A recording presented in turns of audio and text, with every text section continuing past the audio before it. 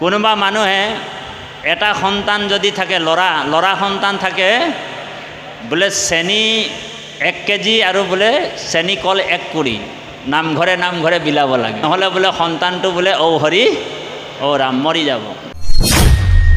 লক্ষ্মীক অকলে পূজা কৰিব নালাগে। বোলে লক্ষ্মীক যদি অকলে পূজা কৰে তেনেহ'লে লক্ষ্মীয়ে আপোনাক, লক্ষ্মীৰ বাহনটো কি বোলে উল্লু মানে কি ফেঁচা, আপোনাক উল্লু বনাই কিনি গুচি যাব লক্ষ্মীয়ে। ঔ হৰি ঔ ৰাম। ঘোঁৰা দুটাক বোলে সেন্দুৰ লগাই ৰঙা কৰি দিলে। ৰঙা কৰাৰ পিছত কৈছে, মানুহবিলাকক কৈছে আঁতৰি দিয়ক ডাঙৰীয়া আহিছে।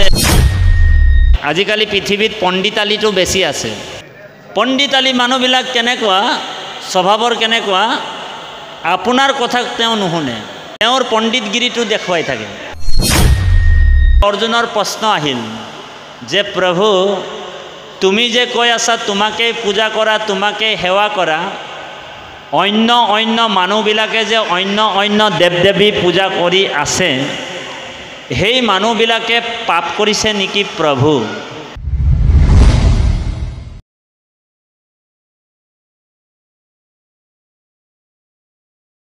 পাঠে কৈছে আমাক যে ব্যাসসূত বদতি শুনিও পৰীক্ষিত, পৰম পবিত্ৰ ইটো বিত্তৰ চৰিত্ৰ, একচিতে শুনিলে মুকুতি পদ পায়, সকলো ভুকুতি মিলে দুৰ্গতি এৰাই। এতিয়া ভুকুতি মানেনো কি জানিব লাগিব। ভকতি মানে কি জানে, কিন্তু ভুকুতি মানেনো কি জানিব লাগিব। ভুকুতি মানে ভোগ কৰা। ভগৱন্তক ভকতি কৰিলে কি হয়, মুকুতি আৰু ভুকুতিটো দুইটাই লগ লাগি যায়। আপুনি যিবিলাক বস্তু বিচাৰি আছে কামনাৰ যোগেদি, সকলো বস্তু আপুনি লাভ কৰিব পাৰিব। ভগৱানৰ ভকতি কৰাৰ জনক ভগৱন্তই সকলো বস্তু পৰিপূৰ্ণৰূপে দিয়ে, কিন্তু দৃঢ় বিশ্বাসে ভগৱানক আমি ভকতি কৰিব লাগে। কিন্তু ভকতে আকৌ ভুকুতি আৰু মুকুতি নিবিচাৰে, সেইটো এটা ডাঙৰ কথা। যিসকল একান্ত ভকত হয় বোলে ভুক্তিও নিবিচাৰে আৰু মুক্তিও নিবিচাৰে। এতিয়া ভকতেনো কি বিচাৰে? ভকতে কি বিচাৰে?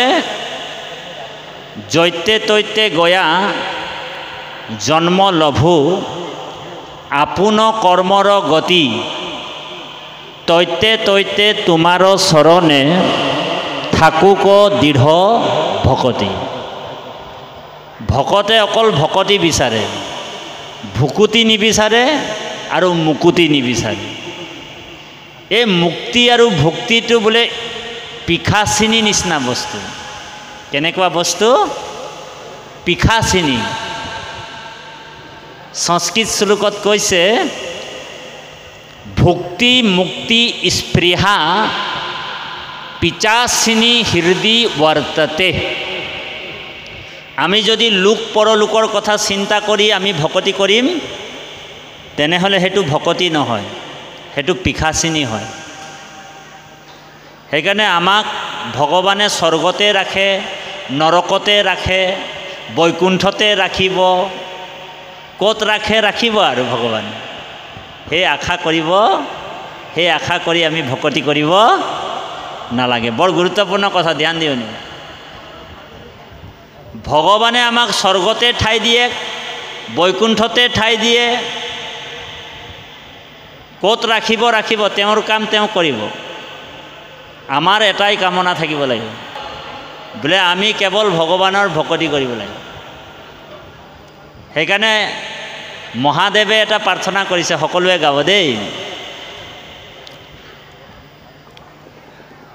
এ ৰাম নমাংগু হুক ভোগ,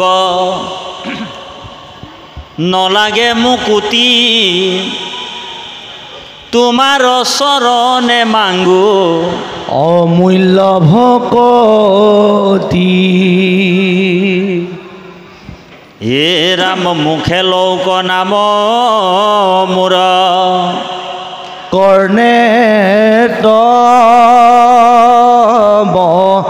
কথা হে ৰাম হৃদয়ত পাদ পদ্ম থাকো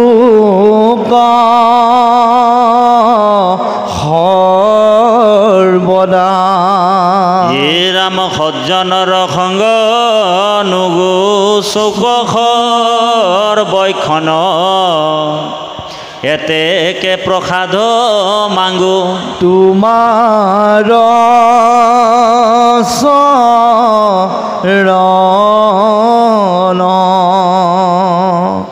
এইটোকে হৈছে দৃঢ় ভক্তি, সুদৃঢ় বিশ্বাস। ভগৱন্তক কেতিয়াও খুজিব নালাগে। সেইকাৰণে ভক্ত প্ৰহ্লাদে নিষ্কাম ভক্তি কৰিছে। আমাৰ ভক্তিটো সদায় নিষ্কাম হ'ব লাগে।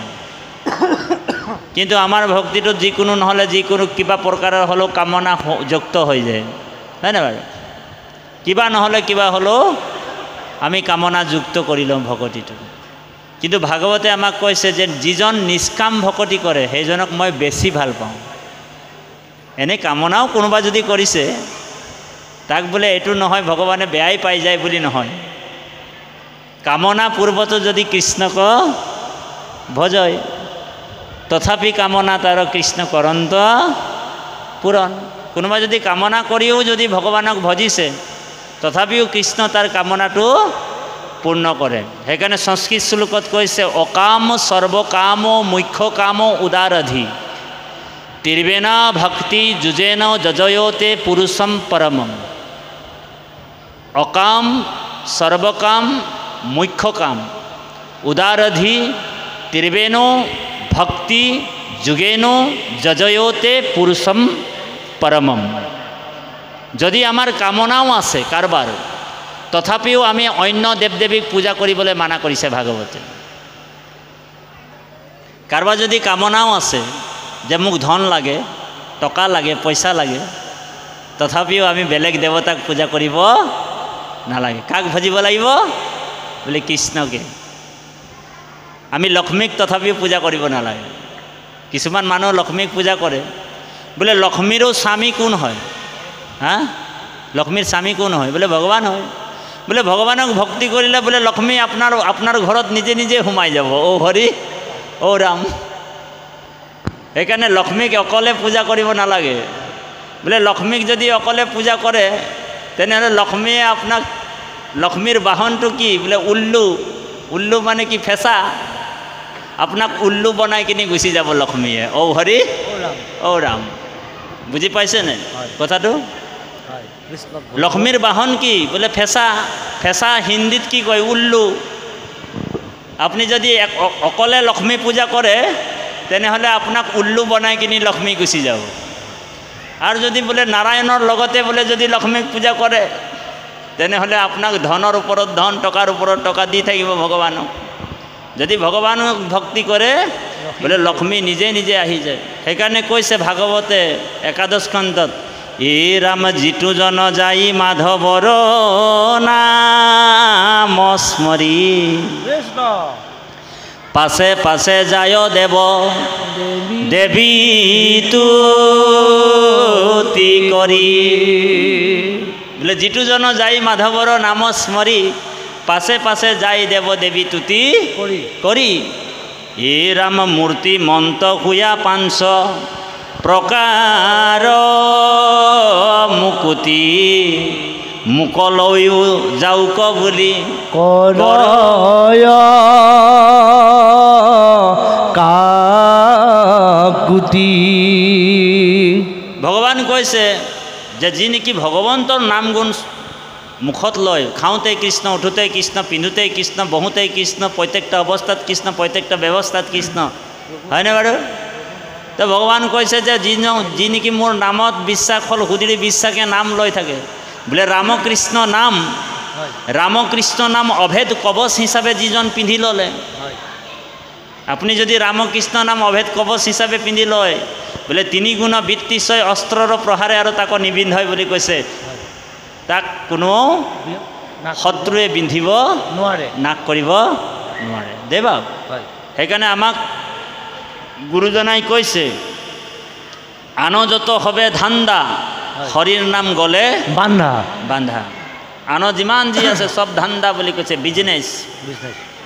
যিমান তীৰ্থবিলাক আজিকালি যিমান তীৰ্থবিলাক যিমান যি আছে সকলো বিজনেছ হৈ গ'ল, বেপাৰ হৈ গ'ল।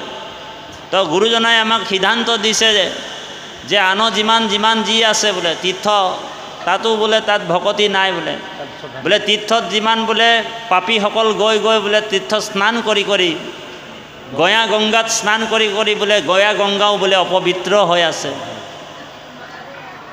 সেইকাৰণে গংগায়ো কৈছে যে মইতো বোলে পাপৰ বোলে পাপীসকলক বোলে ধুই বোলে মই নিজেই পাপমতী হৈ গ'লোঁ, হয়নে বাৰু? বোলে মই কোনদিন ফিল্টাৰ হ'ম, কোনদিন চফা হ'ম? তো ভগৱান কৈছে যেতিয়া মদভক্ত মদভক্তই যেতিয়া তোমাৰ ওচৰত বোলে যাব, সেই ভকতৰ পদধূলা তোমাৰ চৰণত লাগিব। এই তুমি যেতিয়া শিৰত ল'বা তেতিয়া তুমিও পবিত্ৰ হৈ যাব বুলি কৈছে। সেইকাৰণে দেৱতো তীৰ্থটো কৰি ভকতেহে বড়, ভকতক ভজিলে গুছে কৰ্ম জড়। কৰ্মজড় মানে কৰ্মবন্ধন। কোটি জন্মৰ আমাৰ কৰ্মবন্ধন আছে, পাপ আছে। এই পাপবিলাকক আমি নষ্ট কৰিব লাগিব। বোলে ভকতৰ দ্বাৰা আমি যেতিয়া ভগৱন্তৰ কথাবিলাক শুনিম, শুনোতে আমাৰ হৃদয়ত থকা জাবৰবিলাক চাফা হৈ যাব। বোলে এদিনত কিন্তু চাফা কৰিব নোৱাৰে, কাৰণ এটা কোঠালিত যদি অনেক দিনৰ জাবৰ জমা হৈ আছে আপুনি এদিনতে চাফা কৰিব পাৰিব নেকি? নোৱাৰে নহয়। প্ৰথম দিনাখন বোলে চেলান্ধুবিলাক গুচাব, তাৰপিছত মকৰা জালবিলাক গুচালে, তাৰপিছত লাইজল দি কিনি ৰুমটোক চাফা কৰিলে, ফেনেল দি কিনি চাফা কৰিব, হয়নে বাৰু? ঠিক আমি কৃষ্ণ কথা শুনি থাকিব লাগিব। যেনেকৈ কাৰোবাৰ যদি কুকুৰীকণা বেমাৰ আছে তেনেহ'লে কুকুৰীকণা বেমাৰটো কেনেকৈ আমাৰ মানে ভাল হ'ব?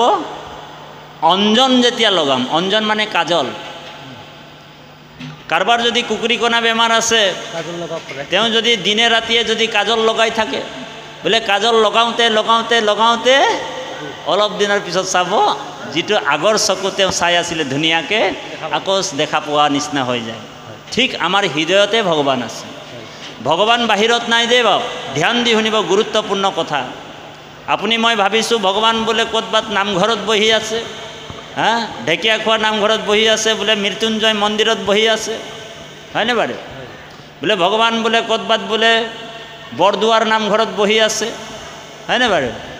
ভগৱান কৈছে, নিজেই ভগৱানে কৈছে মইতো সকলোৰ হৃদয়ত আছোঁ। বোলে সৰ্বোচ্চ চাহং হৃদয় সন্নিবিষ্ট, মইতো সকলোৰ হৃদয়ত আছোঁ।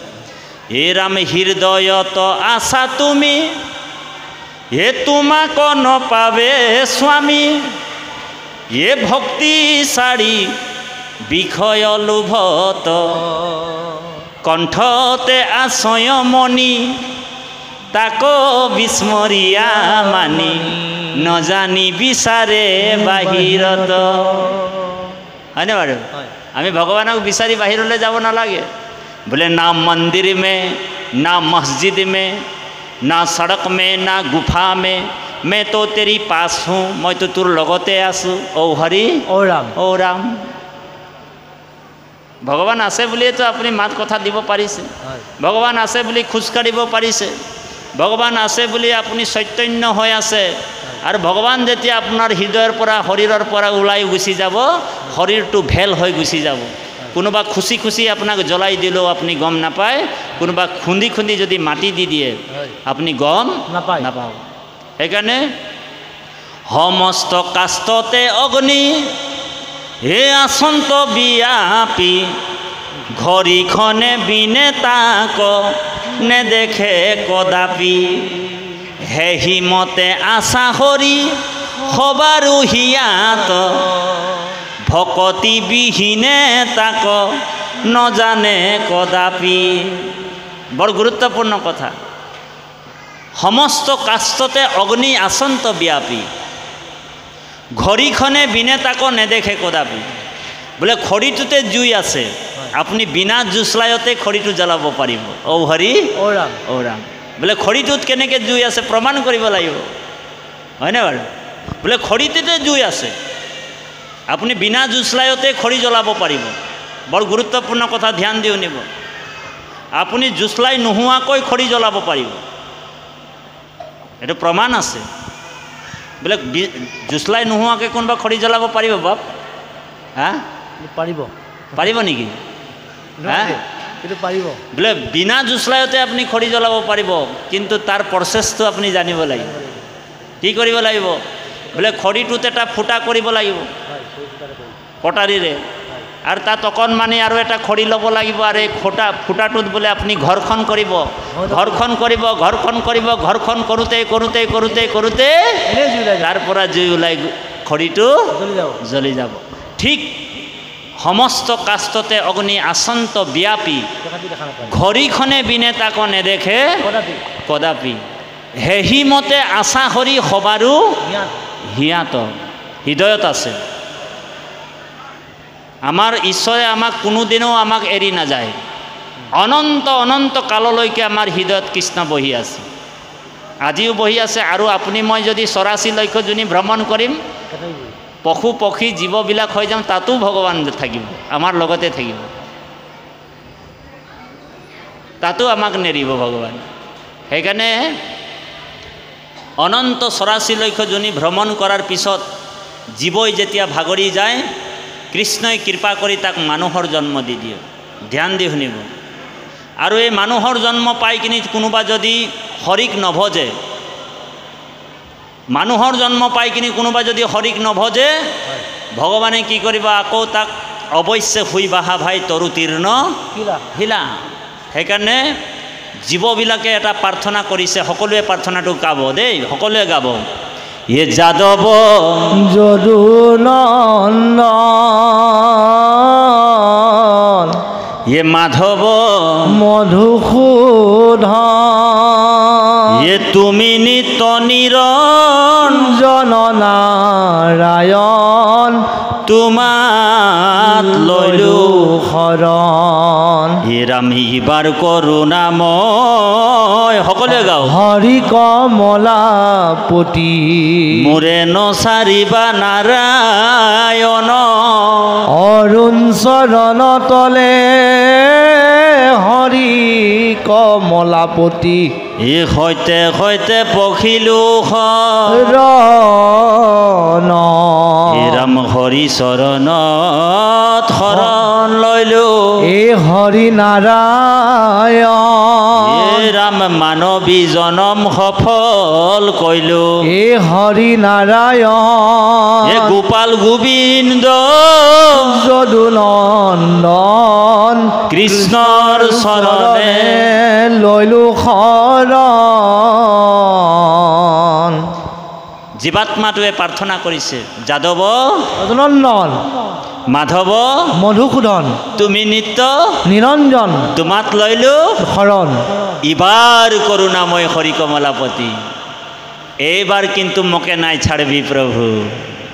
বুজি পাইছেনে তাৎপৰ্যটো? প্ৰাৰ্থনাটো আমিতো সদায় গাই থাকোঁ। জীৱাত্মাটোৱে প্ৰাৰ্থনা কৰিছে কৃষ্ণক, ইবাৰ কৰুণাময় হৰি কমলাপতি মোৰে নছাড়িবা নাৰায়ণ, এইবাৰ কিন্তু মোক নেৰিবা প্ৰভু। তোমাৰ কৃপাত আজি মই মানুহৰ জন্ম পালোঁ, হয়নে বাৰু? ভক্ত প্ৰহ্লাদে কৈছে বোলে দুৰ্লভম মনুষ্যম দেহা, মানুহৰ জন্মটো বহুত দুৰ্লভ, পাবলৈ বহুত টান। বোলে দুৰ্লভম মনুষ্যম দেহা তদপি অৰ্ধুবম অৰ্থদম, কিন্তু চাবা আকৌ বোলে কচু পাতৰ পানী আজি আছে হয়তো কালি নাথাকিবও পাৰে, হয়নে বাৰু? হয়। ভক্ত প্ৰহ্লাদে দৈত্য শিশুসকলক কৈছে, উপদেশ দিছে বোলে কুমাৰো আচৰে প্ৰাগ ধৰ্মানি ভাগৱত, কৰিও কুমাৰ কালে ভাগৱত ধৰ্ম। বোলে ভাগৱত ধৰ্মটো আমি শিশুকালৰ পৰাই শিকিবলৈ কৈছে। আমাৰ যুৱ প্ৰজন্মক, ল'ৰা ছোৱালীবিলাকক আমি শিশুকালৰ পৰাই আমি ভকতি শিকাব লাগিব। যুৱ প্ৰজন্মক আমি গুৰু ধৰ্ম শৈশৱ অৱস্থাৰ পৰাই আমি শিকাব লাগিব। গতিকে ইয়াত কি কৈছে? ব্যাসসুত বদতি শুনিও পৰীক্ষিত পৰম পবিত্ৰ ইটো বিত্তৰ চৰিত্ৰ একচিতে শুনিলে মুকুতি পদ পায় সকলো ভুকুতি মিলে দুৰ্গতি এৰাই। গতিকে কৃপালু বাপাই সমস্ত তাৰ আগত আমাৰ ছবিয়ে এটা বৰ ডাঙৰ কথা কৈছিলে। ইয়াত কৈছে মৰণ বুলিও তাংক যমদূতে নেই যাক অনেক বিগুতি শাস্তি কৰি ৰাম হৰি বোলা বুলি সুমৰায় উচ্চ কৰি তথাপি নুবোলে সিটো হৰি মই মহাজন বুলি ফুৰে কিলা কুনি তৰি অনেক দেখাবে পণ্ডিতালি। আজিকালি পৃথিৱীত পণ্ডিতালিটো বেছি আছে দে বাপ, বহুত পণ্ডিতালি। আপুনি অকণমানো আপুনি চাব পণ্ডিতালিবিলাক বহুত আছে আজিকালি সমাজত।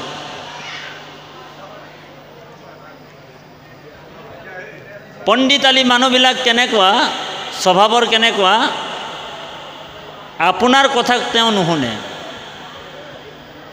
তেওঁৰ পণ্ডিতগিৰিটো দেখুৱাই থাকে, বুজিছে নাই? বোলে ভাগৱতে এনেকুৱা কৈছে, এনেকুৱা কৈছে, এইটো কৈছে, সিটো কৈছে, এই বুলি পণ্ডিতালি দেখুৱাই ফুৰে। আৰু সেইসকল অকল পণ্ডিতালি দেখুৱাই দেখুৱাই তেওঁলোকৰ সময়টো পাৰ হৈ যাব। তাৰপিছত কৈছে হেহিহে বাপৰ বেটা গুচাইলা যমৰ ছটা হৰিক ধৰিলে দৃঢ় কৰি। সেইজনেহে বাপৰ বেটা বুলি কৈছে। বাপৰ বেটা কোন বোলে? আপোনালোক এতিয়া বাপৰ বেটা। বোলে কিয়?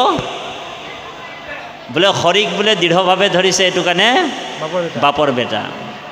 যিজনে ভগৱন্তক দৃঢ়ভাৱে ধৰিছে, দৃঢ়ভাৱে বিশ্বাস কৰিছে, সুদৃঢ় বিশ্বাস কৰিছে, সেইজন বাপৰ বেটা। যমৰ ভাঙিল ভাণ্ড ভৈলা পূৰ্ণিমাৰ চান্দ ফুৰে গোবিন্দৰ নাম ধৰি। যিজনে ঈশ্বৰৰ নাম ধৰি, গোবিন্দৰ নাম ধৰি যিজন ঘূৰি ফুৰে, সেইজনেই হৈছে বাপৰ বেটা। ধন্য তাৰ জাতি কুল, সেইজনৰ জীৱন ধন্য, কুল ধন্য। বংশৰ কমল ফুল, সেইজন বংশৰ কমল ফুল বুলি কৈছে, বুজিছেনে বা? যেনেকৈ ভক্ত প্ৰহ্লাদ বংশৰ কুল পদুম ফুল। ভৈল সিটো তাৰিলা বংশক কুলৰ প্ৰদীপ ভৈল তাহাৰেহে যশ ৰৈল মৰেন্তেও নেৰয় কৃষ্ণক। সেইজনেহে কৃষ্ণৰ একমাত্ৰ ভকত আৰু সেইজনেহে উত্তম ভকত, যিজন মৰিলেও ভগৱন্ত কৃষ্ণৰ পাদপদ্ম পঞ্জৰ পাদপদ্ম চৰণ নেৰে।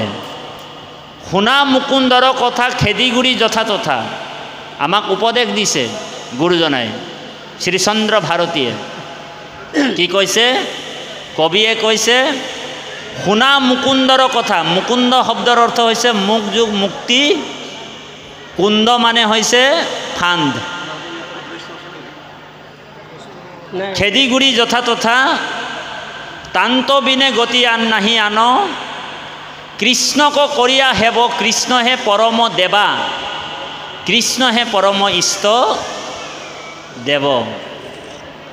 এতিয়া আমাক কৃষ্ণৰ ভকতিৰ বাহিৰে আৰু অন্য কোনো দেৱ দেৱীক ভকতি কৰিব কোৱা নাই। অন্তিম উপদেশ এটা আপোনালোকক আগবঢ়াইছোঁ। গীতাত অৰ্জুনক কৈছিলে, অৰ্জুনে প্ৰশ্ন কৰিছিলে ভগৱানক যে হে প্ৰভু, তুমি যে কৈ আছা তোমাকে পূজা কৰা, তোমাকে সেৱা কৰা, তুমিয়ে একমাত্ৰ দেৱতা, অন্য অন্য মানুহবিলাকে অন্য দেৱ দেৱী পূজা কৰি আছে, সেই মানুহবিলাকে পাপ কৰিছে নেকি প্ৰভু? এইটো প্ৰশ্ন, বৰ গুৰুত্বপূৰ্ণ প্ৰশ্ন দেই, ধ্যান দিওঁ। ভগৱান কৃষ্ণক অৰ্জুনে প্ৰশ্ন কৰিছে। বিশ্বৰূপ যেতিয়া দেখুৱালে ভগৱানে নিজেই ক'লে যে মোৰ ওচৰত দ্বাদশ সূৰ্য আছে আদিত্য, আৰু একাদশ ৰুদ্ৰ আছে মোৰ শৰীৰত, আৰু ত্ৰিদশৰ দেৱতা মোৰ শৰীৰত আছে।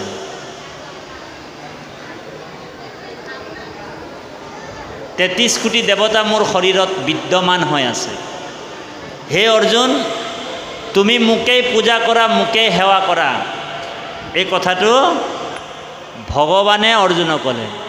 তেতিয়া অৰ্জুনৰ প্ৰশ্ন আহিল যে প্ৰভু, তুমি যে কৈ আছা তোমাকেই পূজা কৰা, তোমাকেই সেৱা কৰা, অন্য মানুহবিলাকে যে অন্য দেৱ দেৱী পূজা কৰি আছে, সেই মানুহবিলাকে পাপ কৰিছে নেকি প্ৰভু?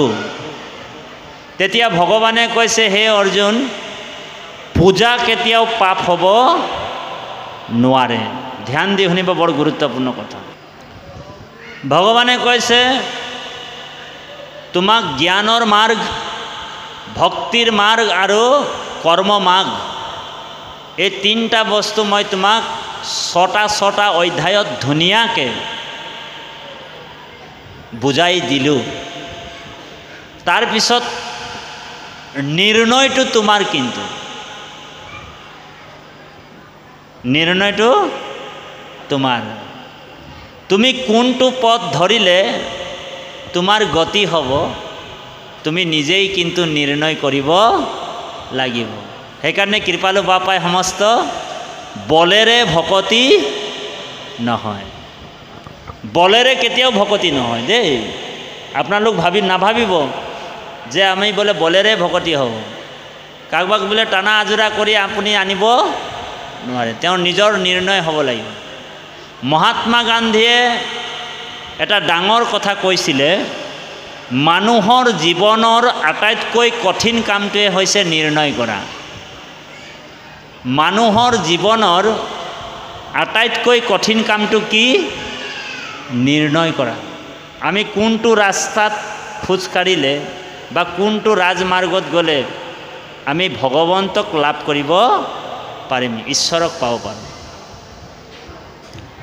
অৰ্জুনক কৈছে, হে অৰ্জুন, পূজা কেতিয়াও পাপ নহয়, কিন্তু তুমি যদি দেৱ দেৱীক পূজা কৰি আছা, ভগৱান কৈছে শ্ৰীমদ ভাগৱত গীতাৰ 9 নম্বৰ অধ্যায়ৰ 25 নম্বৰ শ্লোকত কৈছে, কোনোবা নোট কৰিব পাৰে।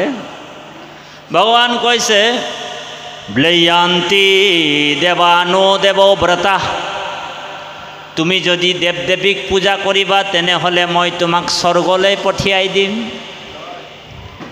স্বৰ্গত তুমি বোলে ইন্দ্ৰৰ লগত 5 ষ্টাৰ হোটেলত বহি থাকিবা, তাত গৈ ঔ হৰি ঔ ৰাম। আৰু যেতিয়া তোমাৰ পুণ্যটো আদায় হৈ যাব, তেতিয়া বোলে দেৱ দেৱীসকলে তোমাক গতা মাৰি আকৌ নৰকত পেলাই দিব। ঔ হৰি ঔ ৰাম। ভগৱানে কি কৈছে? দেৱ দেৱী পূজাটোক মানা নাই কৰা, নকৰিবা বুলি নাই কোৱা।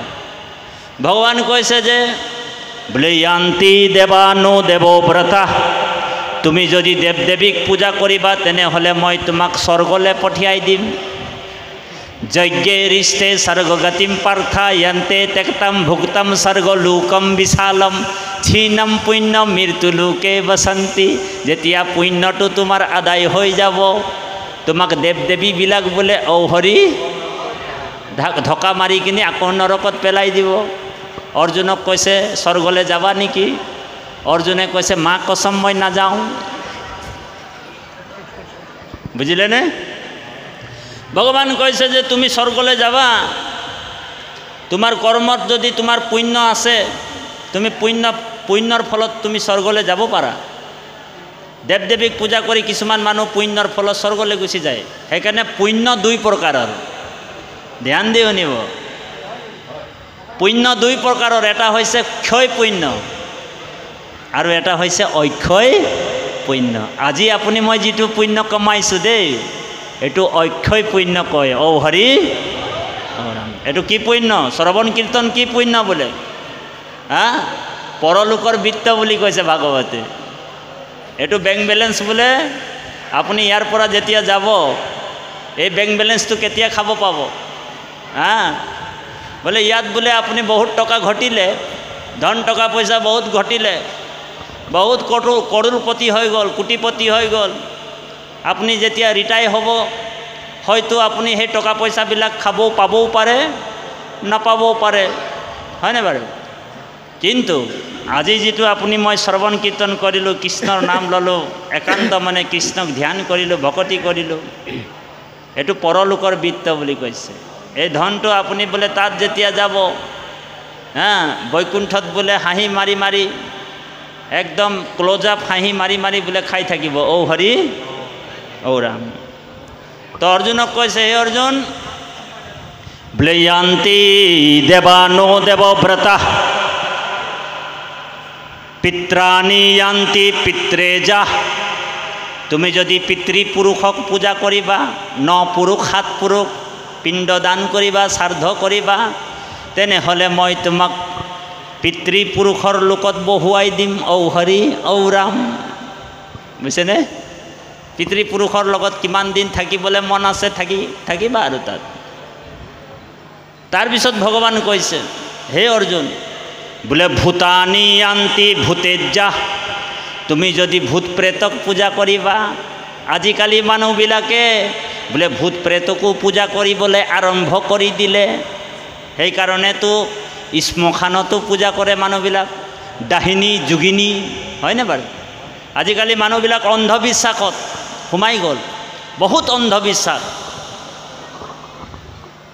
আমাৰ বোলে 33 কোটি দেৱতাকো পাহৰি গৈছে মানুহবিলাক, অন্ধবিশ্বাসত বোলে সোমাই গ'ল। সেইকাৰণে কিছুমানৰ ডিঙিত বোলে তাবিজ ওলোমা আছে, কোনোবা মৌলবীৰ ওচৰত তাবিজটো বোলে লৈ ল'লে, হয়নে বাৰু? বোলে তাবিজটোত কি আছে জানেনে? সেই মৌলবীৰ বোলে দাড়ি দুটামান এনেকুৱা কৰি ছিঙি কিনি মন্ত্ৰ মাৰি কিনি উৰ্দুত মন্ত্ৰত মাৰি তাবিজ ভৰাই কিনি আপোনাক পিন্ধাই দিছে, ঔ হৰি ঔ ৰাম। সেইটোকে বোলে আমি পিন্ধি আছোঁ আৰু, ঔ হৰি। অন্ধবিশ্বাস, কুসংস্কাৰ, অন্ধবিশ্বাসৰ পৰা আমি আঁতৰিব লাগিব। ৰাখে হৰি মাৰে কোন, মাৰে হৰি ৰাখে কোন। হৰিয়ে নাৰাখিলে আমাক জৰিয়ে ৰাখিব নোৱাৰে। সুধীৰ বিশ্বাস, হে প্ৰভু, আমি যেতিয়া শৰণ ল'লোঁ তেতিয়াই আমি বিক্ৰী হৈ গ'লোঁ। গৰু যেতিয়া আপুনি বিক্ৰী কৰি দিয়ে, আকৌ যদি গৰুটোৰ প্ৰতি আপোনাৰ অধিকাৰ থাকে নেকি? গৰুটোক বিচাৰি যদি আপুনি যদি সেই বিকুতা মানুহজনৰ ঘৰত, গৃহস্থৰ ঘৰত যদি যাব, আপুনি পিটাই খাব নাই বাৰু? ধুলাই খাব। ঠিক আমি দেহাটো কাক বিকিলোঁ? বোলে কৃষ্ণক বিকিলোঁ। মনটো কাক বিকিলোঁ? বোলে কৃষ্ণক বিকিলোঁ। চব বস্তু যদি কৃষ্ণক দিয়েই দিলোঁ, বিক্ৰীয়ে কৰি দিলোঁ, নাম ধন দিয়া কিনা বনমালী বুলি কৈয়ে দিলোঁ, হয় নাই বাৰু? বোলে আন ধন নালাগে, নাম ধন দি বিনা বুলি কৈ আছোঁ, বোলে মুখতে বোলে কৈ থাকিলে নহ'ব। দেহাটো বোলে কৃষ্ণক বিকিলোঁ, মনটো কৃষ্ণক বিকিলোঁ। এই দেহাটোৰ গৰাকীটো আপুনি নেকি? বোলে আমি নেকি? বোলে নহয়, আজিৰ পৰা বোলে এই দেহাটো প্ৰভু আপোনাক চমজাই দিলোঁ, আপুনি ৰাখিব মাৰিব আপোনাৰ দায়িত্ব আৰু। কিন্তু মানুহবিলাকে অন্ধবিশ্বাসত ইমানেই মানে ঔ হৰি ঔ ৰাম হৈ গ'ল। ইয়াত বোলে শৰণো লৈ ল'লে, বোলে ইয়াত আঙঠি, তাত আঙঠি, এইটো আঙঠি, 5টা আঙুলিত 5টা আঙঠি, 10টা আঙুলিত 10টা আঙঠি। এইটো কি ধাতু? বোলে এইটো প্ৰবাল ধাতু। এইটো কি ধাতু? বোলে মংগল গ্ৰহৰ আঙঠি। এইটো কি ধাতু? ডায়মণ্ড আঙঠি। এইটো শনি গ্ৰহৰ আঙঠি। আমাৰ হিন্দু মানুহবিলাকৰ ওচৰতে চব ভূত প্ৰেত চব বোলে হেৰি হৈ যায়, কি বুলি কৈছে এইটো, মই অসমীয়াটো শব্দবিলাক ইফাল ইফাল হৈ যায় আৰু, ঔ হৰি ঔ ৰাম, লম্ভি যায়। যিমান শনি গ্ৰহ, বোলে শনি যদি আমাৰ বোলে শৰীৰত লম্ভি যায়, আমি থাকিব পাৰিম নেকি বাৰু? যিমান বোলে যি আছে, আমুক দিনত এইটো নাখাবা, তামুক দিনত ইফালে নাযাবা, আমুক দিনত বোলে এই ৰঙৰ কাপোৰ নিপিন্ধিবা, অকল বোলে অন্ধবিশ্বাস, হয়নে বাৰু? আমাৰ হিন্দু মানুহৰে বেছি বোলে এনেকুৱা হেৰি আছে, অকল নাপায়। তাবিজ পিন্ধিছে, বোলে আঙুঠি পিন্ধিছে, এইটো কি আঙুঠি? বোলে এইটো প্ৰবাল ধাতু। এইটো কি আঙুঠি? বোলে এইটো শনি গ্ৰহৰ। এইটো কি আঙুঠি? বোলে এইটো মংগল গ্ৰহৰ আঙুঠি। এইটো কি আঙুঠি? এইটো বোলে গঁড়ৰ খড়গ। এজনে মনত পেলাই দিলে গঁড়ৰ খড়গ। বোলে গঁড়ৰ খড়গটো ক'ত পালে? বোলে গঁড়ৰ খড়গটো বোলে কাজিৰঙাত বোলে চোৰাংচোৱাই বোলে গঁড়টোক গুলি মাৰি মাৰ্ডাৰ কৰিলে। মাৰ্ডাৰ কৰাৰ পিছত বোলে খড়গটো অকণমান বোলে চোৰাংচোৱাজনে বিক্ৰী কৰি আছিলে। বিক্ৰী কৰোঁতে বোলে মই খড়গটো পাই গ'লোঁ। বোলে 25,000 টকাত বোলে মই কিনি আনিলোঁ। আৰু বোলে কি কৰিলোঁ, খড়গটো আনি বোলে আঙুঠিত বনাই কিনি পিন্ধি ল'লোঁ। বোলে এইটো পিন্ধিলে কি হ'ব, বোলে এইটো পিন্ধিলে বোলে মোক বোলে মৃত্যুৱে টাচ কৰিব নোৱাৰে। মই অভয় পাই গ'লোঁ, মৃত্যুৱে মোক টাচ কৰিব নোৱাৰে, মই নমৰোঁ। আমি ইমান জধামূৰ্খ হৈ গ'লোঁ। বোলে গণৰ অকণমান খড়গ পিন্ধি বোলে আমি মৃত্যুক জয় কৰিলোঁ বুলি কৈছোঁ। যদি ইমানকণ খড়গ পিন্ধি যদি মৃত্যুক জয় কৰিব পাৰিছোঁ, তেনেহ'লে কাজিৰঙাৰ গড়টোৰ ওচৰত বোলে গোটাগুটি খড়গটোৱে আছিলে, তাকেই দেখোন গুলি মাৰি মাৰ্ডাৰ কৰি দিলে, সিয়ে বাচিব নোৱাৰিলে, হয়নে বাৰু? যদি কাজিৰঙাৰ গড়টোৱে গুলি মাৰি মাৰ্ডাৰ হৈ গ'ল, সিয়ে নাবাচিলে, বোলে অকণমান খড়গ পিন্ধি আপুনি বাচিব পাৰিব নেকি? ঔ হৰি ঔ ৰাম। সেইকাৰণে অন্ধবিশ্বাস কুসংস্কাৰৰ পৰা আমাৰ গুৰুজনাই আমাক ওলাই দিছে দেৱা। সেইকাৰণে শ্ৰীমদ ভাগৱত গীতাৰ 9 নম্বৰ অধ্যায়ত কৈছে, বোলে য়ান্তি দেৱানো দেৱব্ৰতা পিত্ৰাণি য়ান্তি পিত্ৰেজা ভূতানি য়ান্তি ভূতেজা। কিছুমান মানুহ শ্মশানত গৈ পূজা কৰে, হয়নে? অলপ দিনৰ আগত, আজিৰ পৰা প্ৰায় 6 বছৰৰ আগত এটা ঘটনা হৈ গ'ল। কোনোবা মানুহে এটা সন্তান যদি থাকে, ল'ৰা সন্তান থাকে, বোলে চেনি 1 কেজি আৰু বোলে চেনি কল 1 কুৰি নামঘৰে বিলাব লাগে, হয়নে বাৰু? চেনি 1 কেজি আৰু চেনি কল 1 কুৰি, নহ'লে বোলে সন্তানটো বোলে ঔ হৰি ঔ ৰাম মৰি যাব। যেতিয়া বোলে মানুহবিলাকক এই কথাটো বোলে হেৰি বতাহত উৰি আহিলে, ধুমধাম এটা সন্তান থকা মানুহৰ বোলে ধুমধাম নামঘৰবিলাকত গৈ কিনি চেনি কল 1 কুৰি আৰু চেনি 1 কেজি নামঘৰত বোলে থুপ খাই গ'ল। আৰু অলপ দিনৰ পিছত আপোনালোক জানে, গহপুৰততো একদম নকলি বোলে ভগৱান বুঢ়া ডাঙৰীয়া ওলাই গ'ল। গহপুৰ জিলাত বোলে আঁতৰি দিয়ক বোলে ইমান অন্ধবিশ্বাস মানুহ। 3টা ন 2টা ঘোঁৰা কোনোবা মুছলিম ভাই এজনে এৰি দিছিলে, সেই ঘোঁৰা 3টা বগা ঘোঁৰা গৈ কিনি ক'ত সোমাই গ'ল? ক'ত সোমাই গ'ল? গহপুৰত কোনোবা এটা গাঁৱত সোমাই গ'ল। ঘোঁৰা 2টাক বোলে সেন্দুৰ লগাই ৰঙা কৰি দিলে। ৰঙা কৰাৰ পিছত কৈছে, মানুহবিলাকক কৈছে, আঁতৰি দিয়ক ডাঙৰীয়া আহিছে, আঁতৰি দিয়ক ডাঙৰীয়া আহিছে। যদি আজিও আমি অন্ধবিশ্বাসত থাকোঁ, তেনেহ'লে আমাৰ কল্যাণ নহয়। সেইকাৰণে সুদৃঢ় বিশ্বাসে আমি ভগৱানক ভক্তি কৰক। কোনো কাল গ্ৰহ নক্ষত্ৰ মৃত্যুৱে আপোনাক বিঘ্নিৰ মুণ্ডত ভৰি দিয়া হৰি গুণ গায়া নাচে। ভকতে বিঘ্নিৰ মুণ্ডত ভৰি দি হৰি গুণ গাই নাচিব পাৰিব বুলি কৈছে। সুদৃঢ় বিশ্বাস। সেইজনক কোনো ৰছীৰ দৰকাৰ নহয়, হাতত ৰছী পিন্ধিব নালাগে, সেইজনক আঙুঠি পিন্ধিব দৰকাৰ নাই দেৱা। সেইকাৰণে গুৰুজনাই আমাক কৈছে, হৰি ৰাম এই মূল মন্ত্ৰ, কলিত নাহিকে তপ জপ যজ্ঞ যন্ত্ৰ। হৰি ৰাম তোমালোক ৰাম নাম লোৱা, কৃষ্ণ নাম লোৱা, তোমালোকৰ আৰু বেলেগ তন্ত্ৰ মন্ত্ৰ আৰু নালাগে।